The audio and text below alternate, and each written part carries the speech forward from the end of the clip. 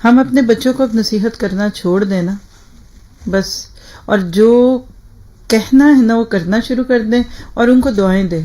میں نے ایک پیچھے اپنا ایکسپیرینس شیئر کیا تھا کچھ سال پہلے، کوئی عرب کنٹری تھا تو اس میں 3 دن کا کچھ ایونٹ تھا.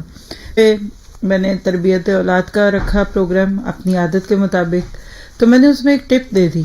کہ جب آپ کے بچے آپ کو بہت تنگ کریں نا، چھوٹے بچے اسپیشلی، تو آپ جائے نماز پہ کھڑی ہو کے نا تو اللہ تعالیٰ کے سب باتیں شروع کر دیں اور سنائیں ان کو کہ اللہ تعالیٰ میرے بچوں کو ہدایت دے دے، اللہ تعالیٰ یہ مجھے تنگ کر رہے ہیں ان کو سمجھ دے دے، یہ کر دے وہ کر دے. تو جب تیسرا دن تھا تو ایک سسٹر ہاتھ کھڑا کر کے کہتی ہیں کہ میں نے آپ کے سارے لیکچر سنے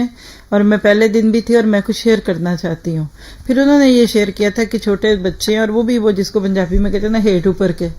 3-4 سال کے دونوں بچے تھے، تو وہ تھے بھی بڑے گپلے مپلے سے. تو کہنے لگے یہ بہت لڑ رہے تھے، میں نے ان کو سمجھایا نہیں کرو، شور کر رہے تھے، یہ ہے وہ ہے. تو پھر مجھے آپ کی ٹپ یاد آ گئی، تو میں نے جائے نماز بچھایا اور ادھر بیٹھ گئی اور میں نے نا سجدے میں جا کر تو اللہ کو کہنا شروع کر دیا، اللہ میرے بچوں کو ہدایت دے، اللہ ان کو نیک بنا. کہتی ہے بس میرے وہ شروع کرنے کی دیر تھی، ایک کے بعد دوسرا دونوں میرے پیچھے آ کے جائے نماز پیچھے انہوں نے بھی کوئی کپڑا تھا یا کیا بچھایا تو وہ بھی وہی کر رہے جو میں کیا کہہ رہے ہیں، اللہ ہمیں ہدایت دے، اللہ ہمیں ہدایت دے.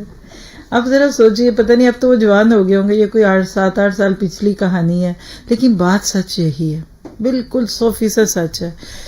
دعاؤں سے وہ کام ہو جاتے ہیں جو کہ ہماری کوششوں سے نہیں ہوتے.